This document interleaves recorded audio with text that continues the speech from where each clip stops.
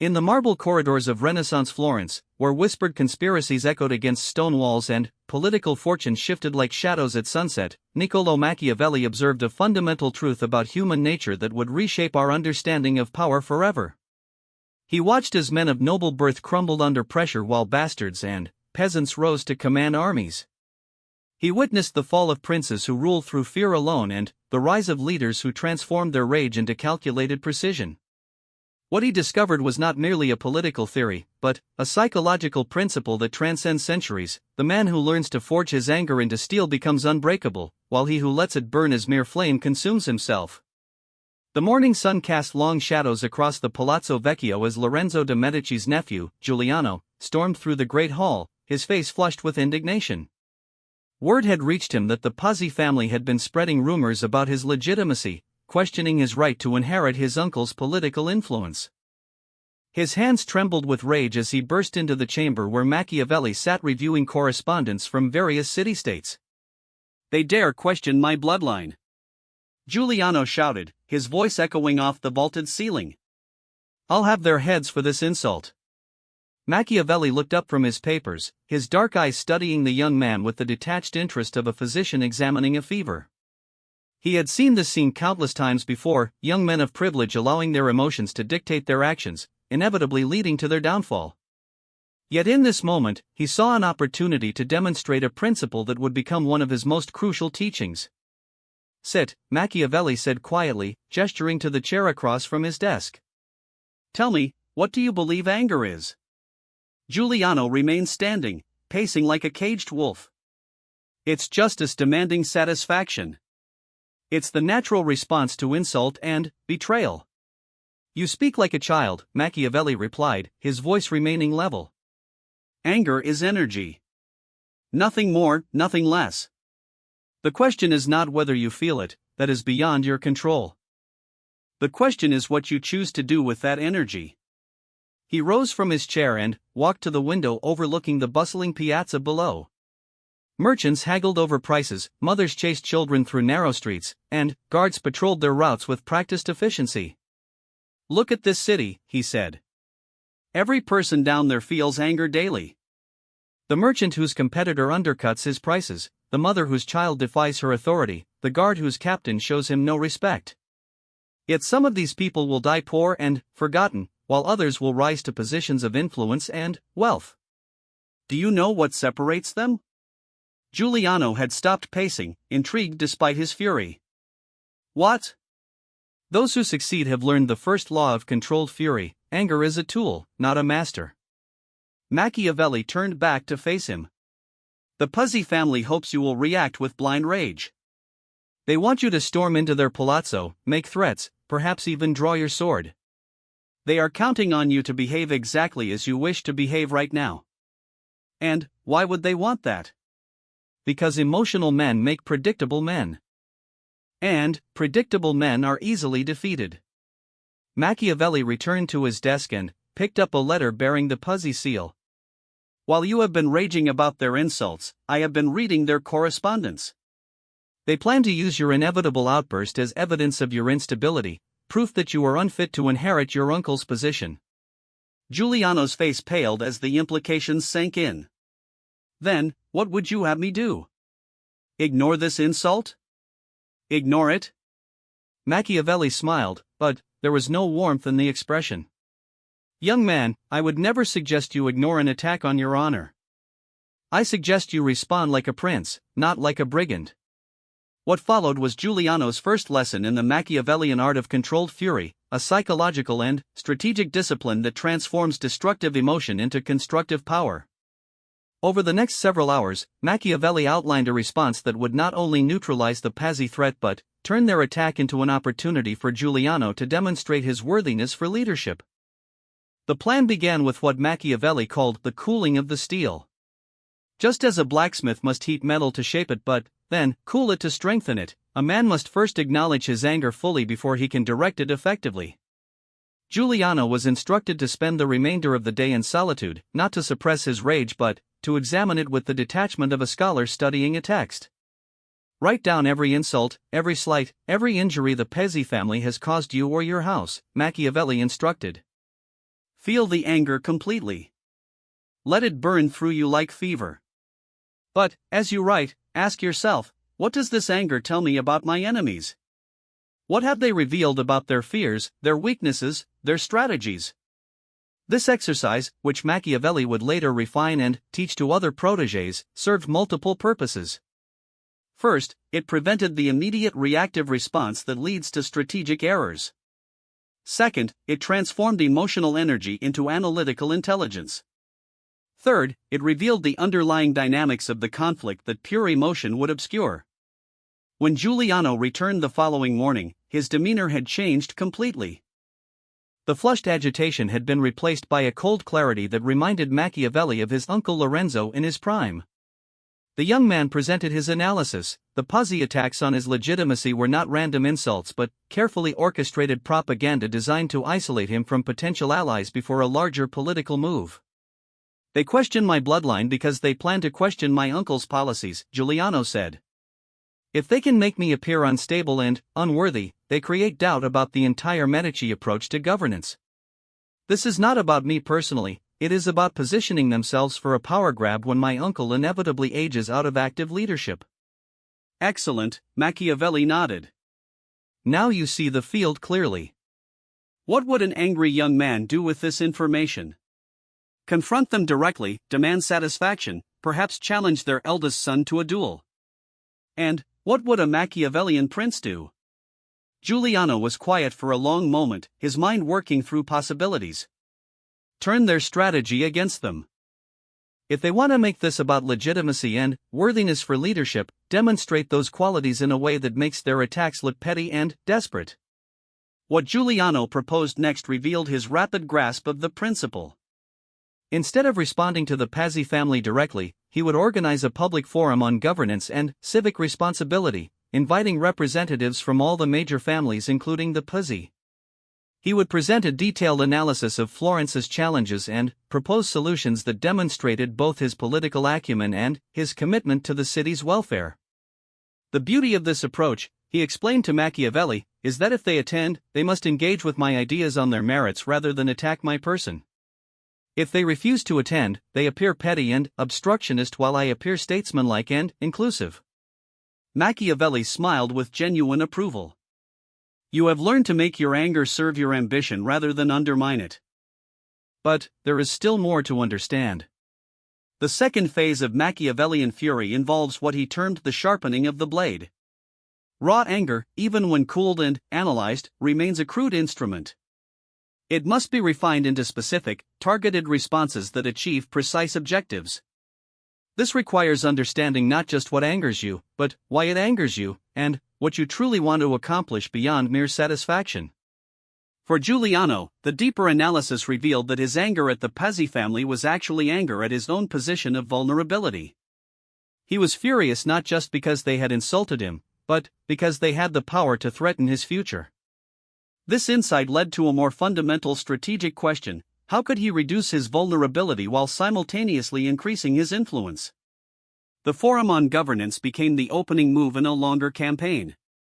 Giuliano used the event to establish relationships with younger members of other families who shared his views on Florence's future. He identified potential allies among the merchant class who felt underrepresented in current political structures. He even managed to win over several Pezzi relatives who were impressed by his thoughtful approach to complex issues. More importantly, he began to build what Machiavelli called a network of obligation. By offering useful information to potential allies, making introductions between parties with mutual interests, and demonstrating his value as a political partner, Giuliano created a web of relationships that made him harder to attack and easier to defend. 6 months later, when the Puzzi family attempted to implement their larger political strategy, they found themselves isolated and outmaneuvered. Giuliano had not only survived their initial attack but had used it as a springboard to establish himself as a legitimate political force in his own right. The transformation was remarkable. The angry young man who had stormed into Machiavelli's chamber had become a calculating political operator who commanded respect from allies and enemies alike. But the change went deeper than mere tactical skill. Giuliano had learned to access and direct a source of personal power that most people never discover. This leads to the third element of Machiavellian fury, the understanding that anger, properly channeled, becomes a renewable source of energy and motivation. Most people experience anger as an exhausting emotion that drains their resources and clouds their judgment. But, when anger is transformed through the processes of cooling and sharpening, it becomes a fuel that can power sustained effort and clear thinking. Machiavelli observed this phenomenon repeatedly throughout his career. Leaders who learn to channel their anger effectively seem to possess inexhaustible energy for pursuing their goals. They could work longer, think more clearly, and persist through obstacles that would defeat others. This was not because they were naturally superior, but because they had learned to tap into a psychological resource that most people waste. The key insight is that anger, in its refined form, is actually an expression of deep caring about outcomes. When someone attacks your reputation, threatens your security, or undermines your goals, your anger reveals how much these things matter to you. Instead of seeing this caring as a weakness to be suppressed, Machiavellian psychology recognizes it as a strength to be harnessed. This principle extends far beyond political maneuvering. In any competitive environment, business, academics, athletics, relationships, the ability to transform angry energy into focused effort provides a significant advantage. The entrepreneur who channels frustration with market inefficiencies into innovative solutions, the student who uses anger at academic setbacks to fuel deeper learning, the athlete who transforms disappointment into training motivation, all are practicing variations of Machiavellian fury. But, perhaps the most profound aspect of this discipline is its effect on one's relationship with adversity itself. Most people experience setbacks, insults, and challenges as external forces that happen to them. They feel victimized by circumstances and drain their energy fighting against reality. The practitioner of controlled fury, however, learns to see every challenge as raw material for personal development and strategic advancement. This shift in perspective is what Machiavelli meant when he wrote that the man who destroys his weak self can never be destroyed by others. The weak self is not the capacity for anger, but the tendency to be controlled by anger. It is the part of personality that reacts instead of responding, that seeks immediate satisfaction instead of long-term advantage, that allows emotions to dictate actions instead of using emotions to inform better decisions. As winter settled over Florence and the political season quieted, Machiavelli reflected on Giuliano's transformation. The young man had not only survived his first real political challenge but had emerged stronger and more capable. More importantly, he had learned a method for handling future challenges that would serve him throughout his career. The process was repeatable and teachable.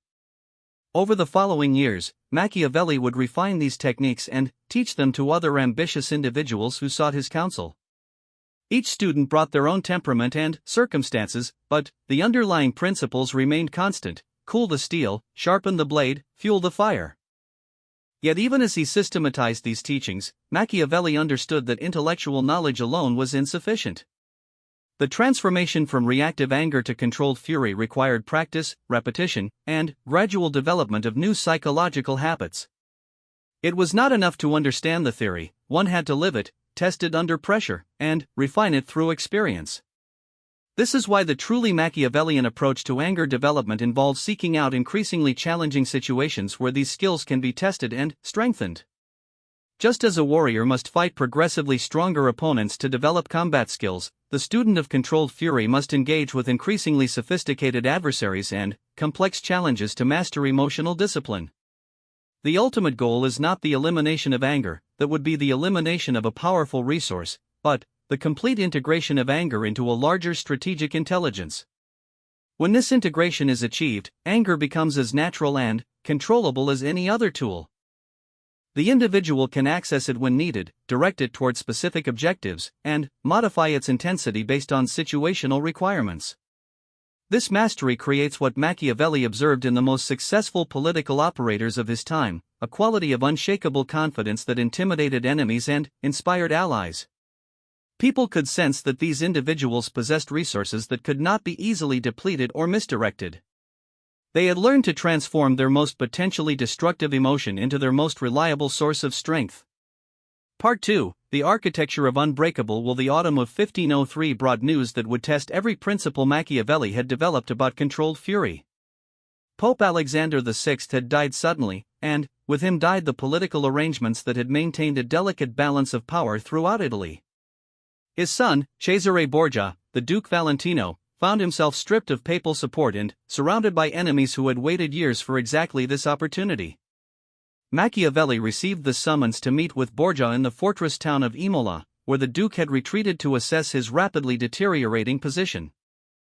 As Machiavelli's carriage wound through the Apennine hills toward what many considered a doomed stronghold, he contemplated the irony of the situation.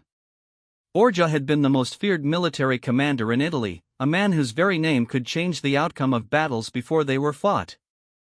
Now he faced the prospect of losing everything he had built over a decade of calculated violence and political manipulation. When Machiavelli entered Borgia's private chambers, he was struck by the Duke's composure. Here was a man who had just learned that his primary enemy, Giuliano della Rovere, would likely become the next pope. His territories were in revolt, his mercenary captains were defecting to better-funded rivals, and several major families had placed prices on his head. Yet Borgia sat calmly at a simple wooden table, studying maps and correspondence with the focused attention of a scholar preparing for examinations. "Niccolò," Borgia said without looking up, "you arrive at an interesting moment. I am conducting an experiment in what you might call the practical application of controlled fury. Your Grace appears remarkably calm for someone conducting such an experiment." Borgia finally raised his eyes, and Machiavelli saw something that surprised him. Instead of the barely contained rage he expected from a man facing total ruin, he observed a quality of crystalline clarity that reminded him of a master craftsman examining a complex problem. "Calm?" Borgia smiled. "I am not calm. I am furious beyond anything I have ever experienced. But I have learned something about fury that most men never discover." What Borgia described over the next several hours would become the foundation for Machiavelli's understanding of what he called the architecture of unbreakable will, the systematic construction of psychological resilience that allows individuals to function effectively under extreme pressure while drawing strength from adversity itself. The conversation began with Borgia's analysis of his current situation. Instead of focusing on the external events that had led to his predicament, the Pope's death, the defection of allies, the mobilization of enemies, he systematically examined his own psychological responses to each development. "When news arrived that my father was dying," Borgia explained, "my immediate reaction was rage at the timing. Why now, when we were so close to securing permanent control over central Italy? Why couldn't he have lived another 5 years, long enough for me to consolidate power independently? This rage was useless. Worse than useless, it clouded my ability to think clearly about what needed to be done." The Duke had recognized that his anger at circumstances beyond his control was actually a form of psychological weakness that his enemies could exploit. If he remained focused on what he had lost, he would miss opportunities that still existed. If he spent energy raging against fate, he would have less energy available for strategic thinking and decisive action. So I asked myself, what is this anger really telling me? What am I actually angry about? Borgia stood and walked to the window overlooking the fortress courtyard, where soldiers drilled in the fading afternoon light. I realized that I was not truly angry at my father's death, or even at the timing. I was angry at my own dependence. I had built my power on foundations controlled by others, and now I was paying the price for that strategic error. This insight led to what Borgia called the inversion of fury. Instead of directing his anger at external circumstances, he turned it inward toward his own weaknesses and limitations. But this was not the destructive self-criticism that paralyzed so many people. It was a surgical analysis designed to identify and eliminate sources of vulnerability. "Every weakness I discovered made me angrier," Borgia continued. "But each wave of anger provided energy for correction. I was furious at my dependence on papal support, so I immediately began developing alternative power bases. I was angry at my reliance on mercenary captains whose loyalty could be purchased by others, so I started recruiting and training officers whose advancement depended entirely on my success." Machiavelli recognized this as something far more sophisticated than simple problem-solving. Borgia was describing a systematic method for converting negative emotions into positive action. Instead of being weakened by setbacks, he was using them as fuel for improvement and adaptation. The process required what Borja termed the discipline of useful rage. This meant learning to distinguish between anger that could motivate constructive action and anger that served no productive purpose. Fury at one's own mistakes could drive better decision-making in the future. Rage at missed opportunities could motivate more thorough preparation for future chances. Anger at being underestimated could fuel the effort needed to exceed expectations. But anger at others' success, resentment over circumstances beyond one's control, or fury at the basic unfairness of existence served no constructive purpose and had to be systematically eliminated. This elimination was not a matter of suppression, but of redirection. The energy that might be wasted on useless resentment was captured and channeled toward useful objectives. Borja demonstrated this principle with a detailed account of his response to learning that several of his most trusted captains had opened secret negotiations with his enemies. His initial reaction had been a desire for immediate and violent revenge, to have them executed publicly as examples to others who might consider betrayal. This desire felt satisfying, he admitted. But I forced myself to examine it more carefully. Was I angry because their betrayal damaged my strategic position, or because it wounded my pride? If it was pride, then revenge would serve my emotions but not my interests. If it was strategy, then the response should be calculated to improve my position, not simply to punish betrayal. The analysis revealed that the captain's defections actually provided valuable intelligence about enemy recruitment methods and offered an opportunity to feed disinformation to his adversaries. Instead of executing the traitors, Borja allowed them to believe their betrayal was undetected while he used them to mislead his enemies about his true plans and capabilities. The rage I felt at their disloyalty became the energy I used to design a deception campaign that ultimately saved my remaining territories, he explained. But this was only possible because I learned to separate my emotional response from my strategic response. This separation required developing what Machiavelli came to understand as emotional bifurcation, the ability to experience feelings fully while simultaneously analyzing them objectively. It was not emotional suppression, which Machiavelli had observed led to psychological brittleness and eventual breakdown. It was emotional integration, where feelings became sources of information and motivation rather than sources of compulsion and confusion. The practical development of this capability involved specific exercises that Borja had systematized through years of political and military experience. When facing any significant challenge or setback, he would first allow himself to experience whatever emotions arose without judgment or immediate action. Fear, anger, disappointment, frustration, all were acknowledged and felt completely. The second step involved what he called the interrogation of emotion. Each feeling was examined as if it were a messenger bringing important information. Fear might reveal overlooked vulnerabilities that needed addressing. Anger might indicate values or interests that were being threatened. Disappointment might suggest that expectations were based on flawed assumptions that needed correction. The third step was the transformation of energy. Once emotions had been interrogated and their information extracted, their energy was consciously directed toward specific constructive actions. Fear energy became motivation for better preparation. Anger energy became fuel for more determined effort. Disappointment energy became drive for improved strategies. This process created what Borja described as the multiplication of force. Instead of emotions draining energy away from productive action, they became sources of additional power that could be applied to achieving objectives. The individual who mastered this transformation could literally become stronger under pressure rather than weaker. But the most profound aspect of Borja's system was what he called the construction of psychological independence. Traditional approaches to handling adversity focused on building defenses against external threats. Borja had developed something different, a method for becoming anti-fragile, where challenges and attacks actually increased rather than decreased personal power. The key insight was that most psychological vulnerability stems from dependence on others' approval, on favorable circumstances, on the continuity of pleasant conditions. When these dependencies are threatened or removed, the individual experiences distress and reduced capability.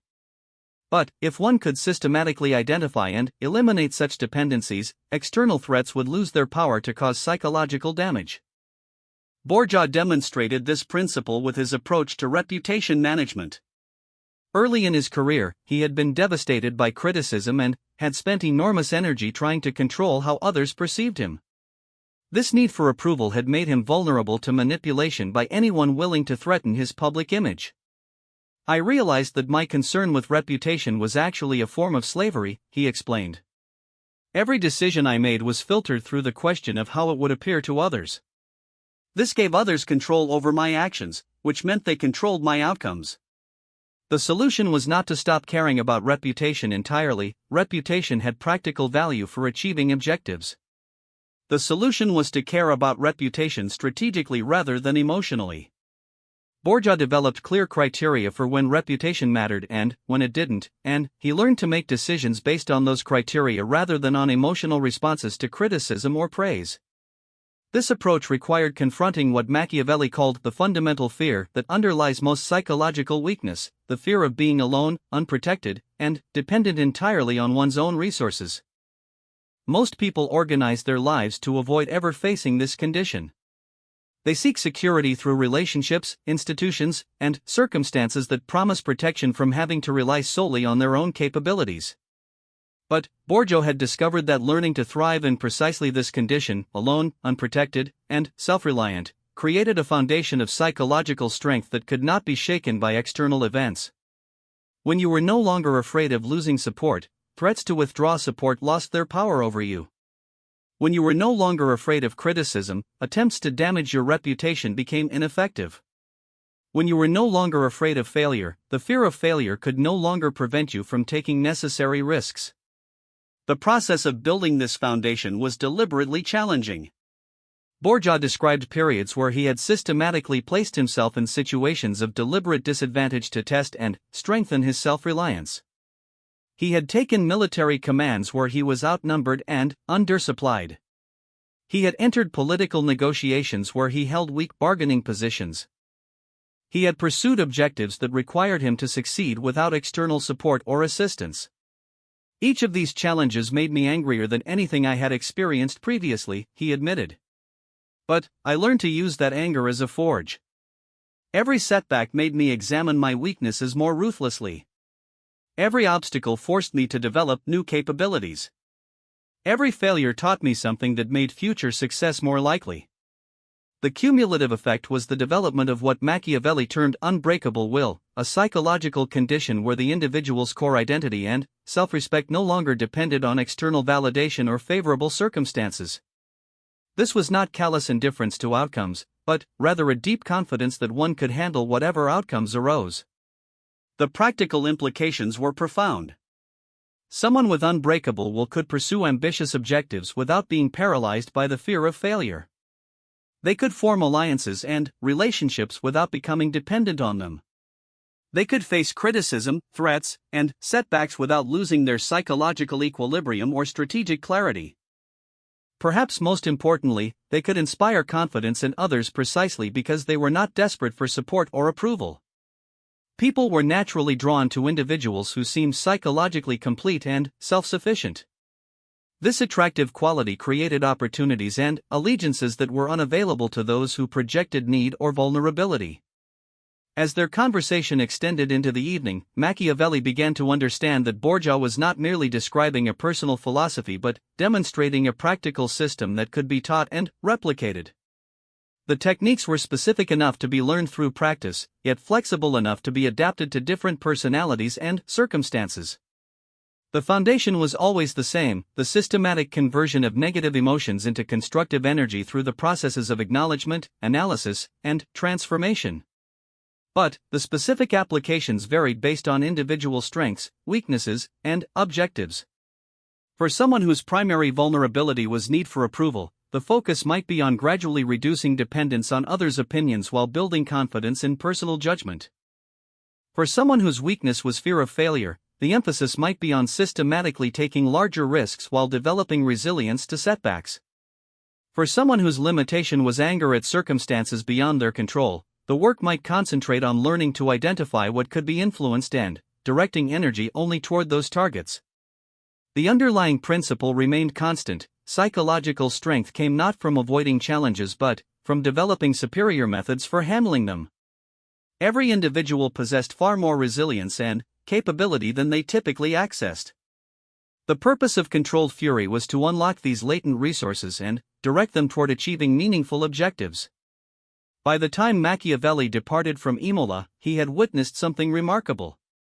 Borgia, despite facing what appeared to be impossible circumstances, had systematically analyzed his position, identified available options, and developed a coherent strategy for moving forward. More importantly, he had done so while drawing energy and motivation from the very emotions that would have paralyzed a less disciplined person. 6 months later, news reached Florence that Borgia had not only survived his crisis but had managed to secure a position with the new papal administration and was quietly rebuilding his influence. The man whom many had written off as finished had proven that proper emotional discipline could make an individual literally undefeatable in any conventional sense. This example would become central to Machiavelli's later teachings about the relationship between inner strength and outer power. Those who could not be broken by adversity could not be controlled by others. Those who drew energy from challenges could not be worn down by sustained pressure. Those who had eliminated dependence on external validation could not be manipulated through threats or promises. The weak self that had to be destroyed was not the capacity for emotion, but the tendency to be controlled by emotion. It was not the desire for success, but the fear of failure. It was not the appreciation of others' support, but the need for others' approval. When these sources of vulnerability were systematically eliminated, what remained was an unbreakable core of personal power that could achieve objectives that seemed impossible to those still trapped by conventional psychological limitations. Part 3, The Alchemy of Invulnerable Power. The final chapter in Machiavelli's understanding of controlled fury began not in the corridors of power, but in a modest tavern on the outskirts of Rome, where he encountered a man whose story would crystallize everything he had learned about the transformation of weakness into strength. The year was 1513, and Machiavelli himself had fallen from grace. The Medici had returned to power in Florence, his republican sympathies had made him suspect, and he found himself exiled to his small estate outside the city. It was during this period of personal defeat that Machiavelli met Francesco Soderini, a former merchant who had lost everything in a series of betrayals that had destroyed his business, his family's reputation, and his position in Florentine society. Most men in Soderini's situation would have retreated into bitterness or despair, but there was something different about this individual that immediately captured Machiavelli's attention. Soderini possessed a quality that Machiavelli had observed in only a handful of people throughout his career, a kind of luminous intensity that suggested enormous energy contained and directed with surgical precision. When he spoke, which he did rarely and only when he had something substantial to contribute, others found themselves listening with unusual attention. When he moved, it was with the economical grace of someone who had eliminated all unnecessary motion from his actions. Most remarkably, when he encountered hostility or challenge, which happened frequently given his reduced circumstances, he responded with a calmness that seemed to neutralize aggression rather than escalate it. Their first substantial conversation occurred when a group of young Florentine nobles, emboldened by wine and their social superiority, began mocking Soderini's worn clothing and obvious poverty. Instead of ignoring the insults or responding with anger, Soderini engaged with his tormentors in a way that gradually transformed their mockery into uncomfortable silence and, eventually, grudging respect. "You're absolutely correct," he had told the ringleader, a wealthy banker's son named Piero Strozzi. "My clothes are indeed worn and my purse is notably light. I'm curious about your observation, though.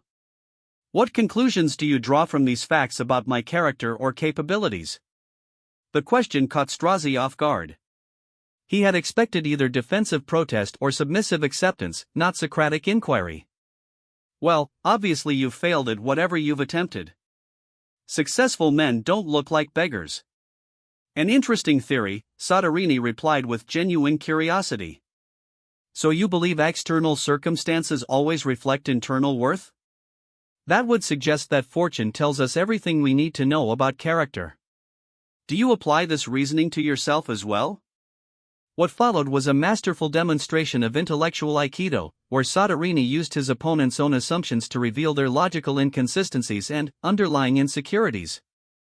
Within 20 minutes, young Strozzi found himself defending his own accomplishments against the uncomfortable suggestion that his wealth and position might be products of inheritance rather than merit, while Soderini had somehow positioned himself as the more thoughtful and intellectually serious participant in the exchange.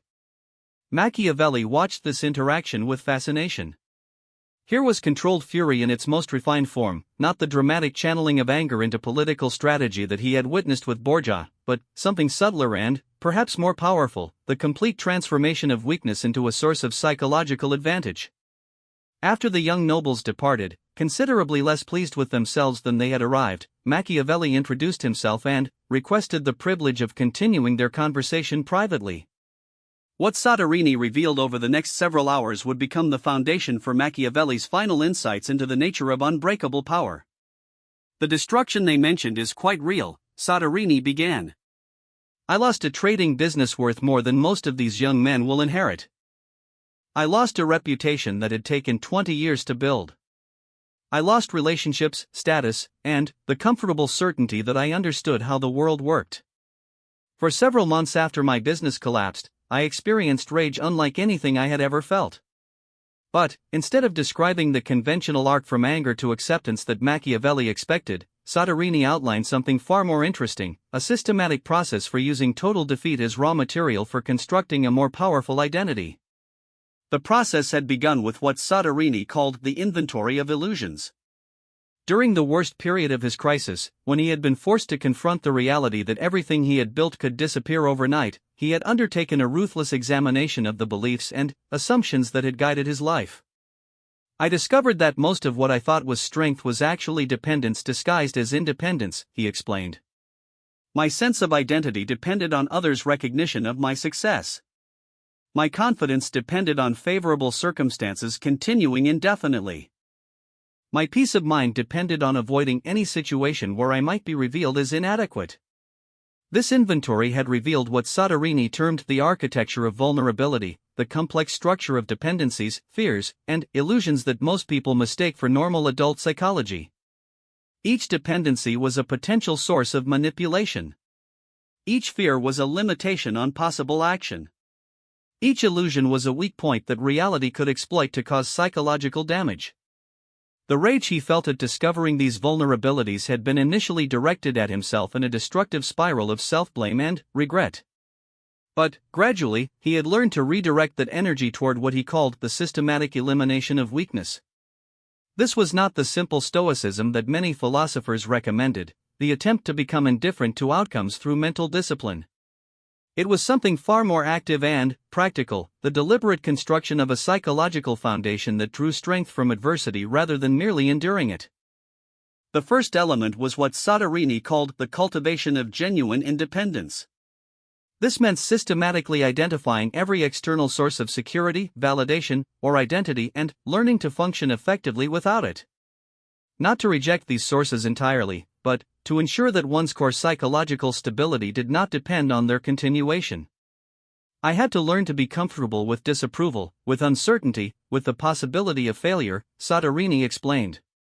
"Not because these things were pleasant, but because my fear of them was limiting my options and making me manipulable." This cultivation required deliberate exposure to increasingly challenging situations. Soderini had systematically placed himself in circumstances where he would face rejection, criticism, and potential humiliation. He had applied for positions where he was likely to be refused. He had proposed business partnerships to people who considered him beneath their notice. He had entered debates where his opinions were unwelcome and his background was held against him. Each rejection, each insult, each dismissal was like a small inoculation against the fear of rejection, insult, and dismissal, he continued. "Over time, I developed genuine indifference to others' negative opinions, not because I stopped caring about outcomes, but because I stopped needing others' approval to maintain my self-respect." The second element was the development of internal metrics for success. Instead of measuring his worth by external markers like wealth, status, or recognition, Soderini had developed personal standards based on qualities he could control: the thoroughness of his preparation, the integrity of his decisions, the consistency of his effort, and the continuous expansion of his capabilities. This shift had profound practical implications. When external circumstances were favorable, he could enjoy them without becoming dependent on them. When circumstances turned against him, he could maintain psychological equilibrium and continue pursuing objectives based on internal rather than external feedback. The third element was perhaps the most revolutionary: the transformation of enemies into teachers. Instead of viewing those who opposed, criticized, or attacked him as problems to be solved, Soderini had learned to see them as sources of valuable information about his own limitations and opportunities for improvement. "Every person who has tried to destroy me has taught me something crucial about my own weaknesses," he said. "The business partners who betrayed me revealed my naivety about human nature. The competitors who undercut my prices showed me inefficiencies in my operations. The social contacts who abandoned me when my fortune changed demonstrated my over-reliance on fair-weather relationships." This transformation required a fundamental shift in perspective about the nature of conflict and opposition. Instead of seeing attacks as purely destructive forces to be resisted, Soderini had learned to extract value from them. Every criticism contained potentially useful information. Every setback revealed areas for improvement. Every enemy provided insight into alternative strategies and perspectives. The practical application of this principle had led to what Soderini called the monetization of hostility. He had systematically studied the methods his enemies used against him and had adapted the most effective techniques for his own use. He had analyzed the weaknesses they exposed in him and had developed solutions that made him stronger than before the attacks occurred. "By the time my enemies finished trying to destroy me," he said with a slight smile, "they had inadvertently provided me with a complete education in my own limitations and a detailed manual for overcoming them." The cumulative effect of these practices was the development of what Machiavelli recognized as true invulnerability, not the absence of weakness, but the transformation of weakness into strength through systematic discipline. Soderini had become, in a very real sense, undefeatable. Not because he could not be harmed, but because every form of harm had been transformed into a source of additional power. This transformation had practical implications that extended far beyond personal resilience. When someone could not be manipulated through fear, threats, or promises, they possessed a form of power that was independent of external resources. When someone drew energy from opposition rather than being depleted by it, they could sustain effort longer and more consistently than conventional opponents. When someone had eliminated dependence on others' approval, they could pursue objectives that others considered impossible or impractical. Perhaps most importantly, this psychological foundation created what Machiavelli termed the gravity of authentic power. Just as physical objects with greater mass exerted stronger gravitational pull, individuals who had achieved genuine psychological independence attracted others naturally. People sensed that they were in the presence of someone who possessed resources that could not be easily threatened or depleted. This attractive quality created opportunities and alliances that were unavailable to those who projected need, fear, or dependence. Potential allies felt safer supporting someone who appeared psychologically complete. Potential enemies were less likely to attack someone who seemed to grow stronger under pressure. Potential followers were naturally drawn to someone who demonstrated unshakable confidence without arrogance. As their conversation continued through the night, Machiavelli began to understand that Soderini represented the ultimate expression of the principles he had been studying throughout his career. Here was controlled fury refined to its essence, the complete integration of negative emotion into positive power through systematic psychological discipline. The weak self that had been destroyed was not Soderini's capacity for feeling or caring, but his need for external validation and his fear of external threat. What remained was a core of genuine strength that could not be shaken by circumstances or manipulated by others. But Soderini revealed one final insight that completed Machiavelli's understanding of this transformation. The process of destroying the weak self and constructing invulnerable power was not something that happened once and then ended. It was an ongoing practice that required constant attention and refinement. Every day brings new opportunities to choose dependence or independence, fear or courage, reactive anger or controlled fury, Soderini explained. The transformation is not a destination but a discipline. Each moment of pressure is a chance to either strengthen the foundation or allow it to erode. This recognition led to what both men agreed was the ultimate test of genuine power, the ability to remain psychologically centered and strategically clear regardless of external circumstances.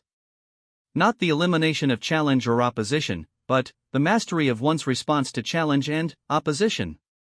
Machiavelli realized that this mastery was what he had observed in every truly powerful individual he had encountered throughout his career. They shared a quality of inner stillness that allowed them to think clearly under pressure, respond rather than react to threats, and draw energy from adversity rather than being depleted by it. This stillness was not passivity but its opposite, the calm that comes from complete confidence in one's ability to handle whatever situation might arise. It was the peace of someone who had systematically eliminated the sources of psychological vulnerability that made most people manipulable and defeatable. Years later, as Machiavelli refined these insights into his writings on power and human nature, he would return repeatedly to the conversation with Soderini as the perfect illustration of transformation from weakness to invulnerable strength. Here was a man who had been completely destroyed by external forces and had used that destruction as the foundation for constructing something more powerful than what had been lost. The principle was universally applicable. Every individual faced circumstances that could either break them or make them stronger. The difference lay not in the circumstances themselves, but in the response to circumstances.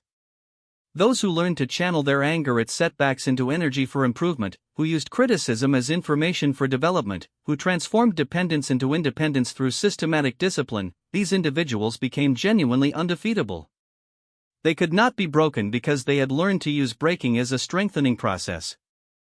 They could not be manipulated because they had eliminated the dependencies that made manipulation possible. They could not be controlled because they had developed sources of power that were independent of others' approval or cooperation. This was the ultimate expression of Machiavellian fury, not the dramatic channeling of anger into political strategy, but the quiet transformation of every form of adversity into additional personal power. It was the alchemy that converted the base metal of suffering into the gold of unshakable strength. The process required time, effort, and considerable courage. It meant confronting fears rather than avoiding them, examining weaknesses rather than hiding them, and accepting full responsibility for one's own psychological development rather than depending on others to provide security or validation. But, for those willing to undertake this discipline, the rewards were transformational. They gained access to sources of energy and motivation that most people never discover. They developed resilience that grew stronger under pressure rather than weaker. They achieved a form of independence that could not be threatened by external circumstances. Most importantly, they learned to see every challenge, setback, and attack as raw material for continued growth rather than as obstacles to overcome or endure. This perspective transformed the entire experience of life from a series of problems to be solved into an ongoing opportunity for development and strengthening. As Machiavelli reflected on his own journey from political insider to exiled observer, he recognized that his personal crisis had provided the perfect laboratory for testing these principles. His anger at his fall from power could either consume him in bitterness or fuel his development of insights that would prove more valuable than any political position. The choice, as always, was between allowing circumstances to determine his psychological state or using his psychological discipline to transform circumstances into opportunities for growth. Between remaining a victim of external forces or becoming someone who drew strength from every form of adversity. The man who destroys his weak self, his need for others' approval, his fear of others' disapproval, his dependence on favorable circumstances, truly cannot be destroyed by others. He has eliminated the vulnerabilities that make destruction possible and has developed the capabilities that make continued growth inevitable. This is the ultimate fruit of controlled fury, not just the ability to channel anger into effective action, but the complete transformation of one's relationship with adversity itself. From burden to opportunity, from threat to teacher, from weakness to strength. The alchemy that makes invulnerable power not just possible, but inevitable for those with the discipline to pursue it systematically and completely.